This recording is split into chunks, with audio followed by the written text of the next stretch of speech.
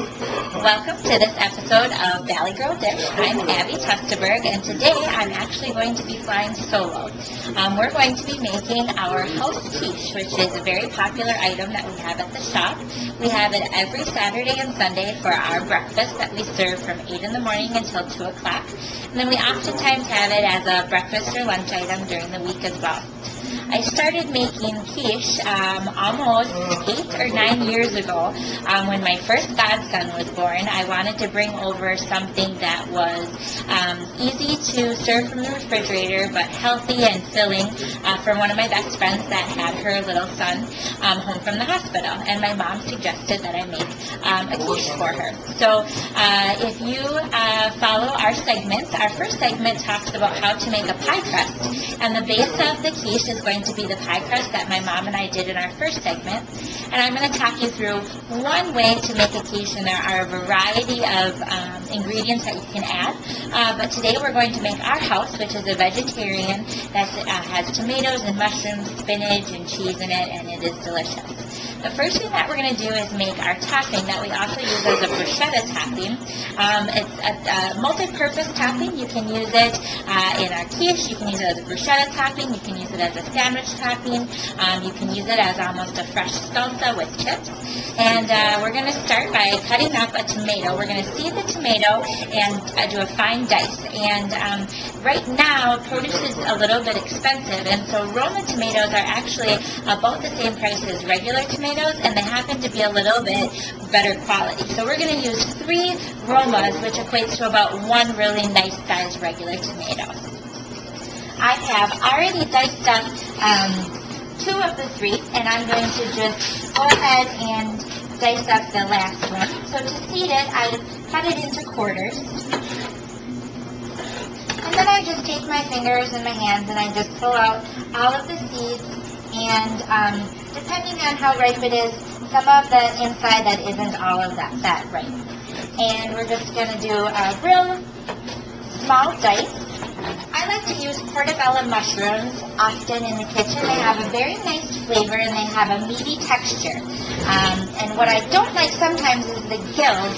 Oftentimes the gills can cloud up and darken up your food, and depending on how long and fresh the mushrooms are, sometimes they give it a little less fresh taste to it. So I'm actually going to pull out the gills of the mushroom and just use the nice meaty part of this mushroom. And we're going to just do 1 small to medium-sized portobello. If you were using button mushrooms, it would probably be about 3 or 4 button mushrooms. And we're just going to do, again, a nice dice of the mushroom.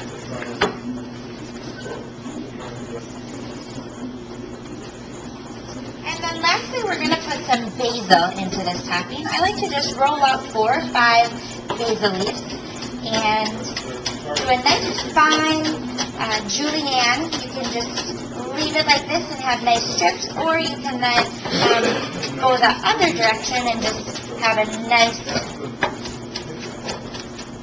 small textured basil. I love the taste of fresh basil, so I usually leave it pretty large because I think it's a wonderful taste. All right.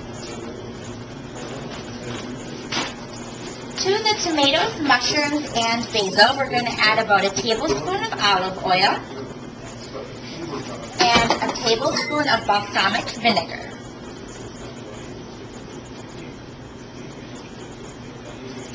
And we're also going to add about a teaspoon of salt and pepper. I just do a combination. I like to keep a combination of salt and pepper around the house because I use it for lots of flavoring, and it's just easier to have a combination of both. And then depending on how much spice you like, a little bit of red chili flakes. Now, you don't want it to be too hot, especially if you're using this to take over to somebody. They probably don't want super spicy food, but it just gives it a nice little heat, a little layer to the flavor. And then this we're just going to toss, and we're going to set it aside for just a little while and let all of the flavors marry and absorb. We're going to make the base of the quiche that you can use as the base of any quiche that you're making, and then add any type of ingredients that you like. And what we do is we start with 8 eggs and 1 cup of heavy whipping cream. And we're going to blend those till they're well incorporated, kind of airy and have taken on a little bit of volume.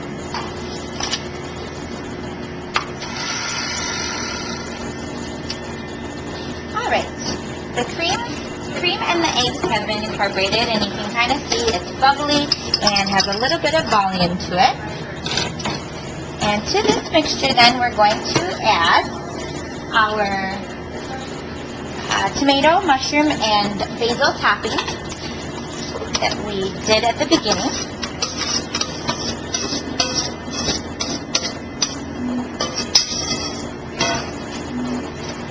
And we're just going to do a quick mix.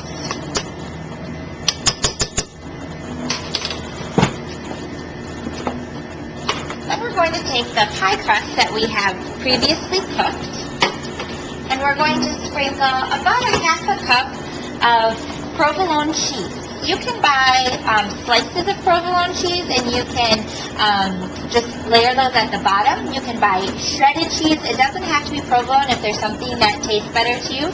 I like the provolone in this because it's a little bit milder, and because there are so many flavors added to the quiche mix that the cheese doesn't compete with the other flavors.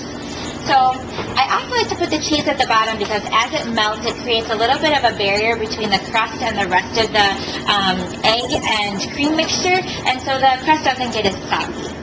So after we add the cheese, we're just going to pour in our egg, cream, and topping mixture. And we want this to be full without being overflowed. And if you ever, when you make your crust, if you have any areas where the ingredients might slip into the back of the dish, you want to be real careful to try to not have that happen. Otherwise, it'll burn to the back instead of baking nicely within the shell.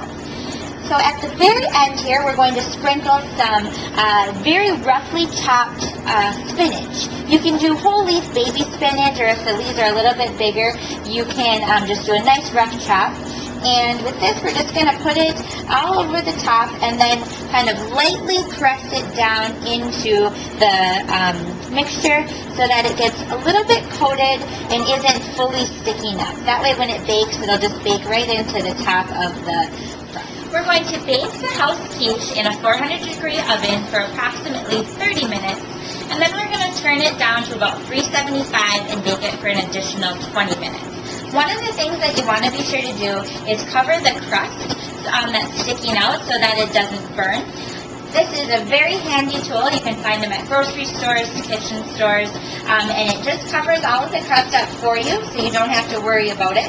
Another option is to just take aluminum foil, mold it into a couple of long strips, and fold it over the edge. But you definitely want to protect your crust so that you don't have a burnt crust. You have a nice, turns a little bit more golden brown. So again, 400 degrees for 30 minutes, turn your oven down to 375 for 20, and then we're going to check to see that it has risen, it kind of pushes back in the center and isn't jiggly, and hopefully it'll be done within the hour.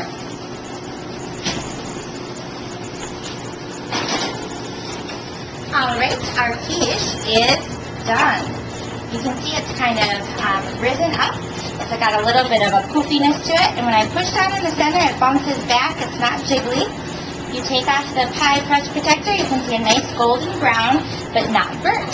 So we'll let this rest for about 10 minutes or so, and it would be ready to serve. You can also refrigerate it and reheat it in the microwave or in a toaster oven or a regular oven. So I will let this rest. I'll cut a piece out, and I'll show you how we serve it here at the cafe. At the shop, we serve our quiche and frittata. Our frittatas are a take on the quiche instead of the crust. They have shredded potato. They're actually a gluten-free item, so we have a lot of people that come in for our frittatas. We serve them with mixed greens and orange slices with our house dressing. I'm sure we'll make our house dressing on another episode. It's another really wonderful multi-purpose item to have around in your refrigerator. But this is how we serve it at the shop. Having a little bit of greens and orange slices, I think just makes a complete meal, and everything kind of plays off each other, and it's just really delicious. I'm going to try a little taste and make sure I did a good job here. Just great. This is one of my favorite treats.